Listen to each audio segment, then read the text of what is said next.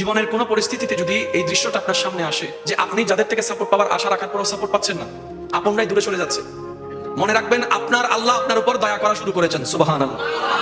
ওই বিপদ থেকে আপনি যাদের সাপোর্ট নিয়ে উঠতে চাচ্ছেন, রব চাচ্ছেন আপনাকে কেউ না করুক সাপোর্ট, আপনার আল্লাহ স্বয়ং আপনাকে সাপোর্ট করতে চাচ্ছে বলেই মানুষকে দূরে সরাই দিচ্ছে। সুবহানাল্লাহ।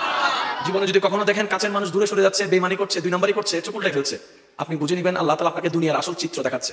আপনি যেন বুঝতে পারেন আপনার আপন বলতে আল্লাহ ছাড়া, আপনার আপন বলতে আপনার নবী ছাড়া আসলে আর কেউ নাই, আসলেই কেউ নাই, আসলেই কেউ নাই। আপনার ভালোবাসার অধিকার পাওয়ার একমাত্র আল্লাহর আছে, স্রষ্টা হিসেবে নবীর আছে।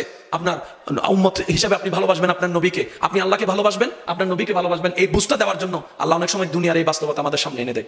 অনেক ভাই বোন, ভাই ভাই এমনও আছে মানুষের কথার ফাঁদে পড়ে, ভুল বোঝাবুঝির কারণে কিংবা মেজাজ গরম থাকার কারণে দুই চারটা কথা শিকার হওয়ার কারণে হয়তো কোনো একটা সময় দূরত্ব হয়েছে, কিন্তু এখন একজন আরেকজনের সাথে মিলতে চায়, বসতে চায়।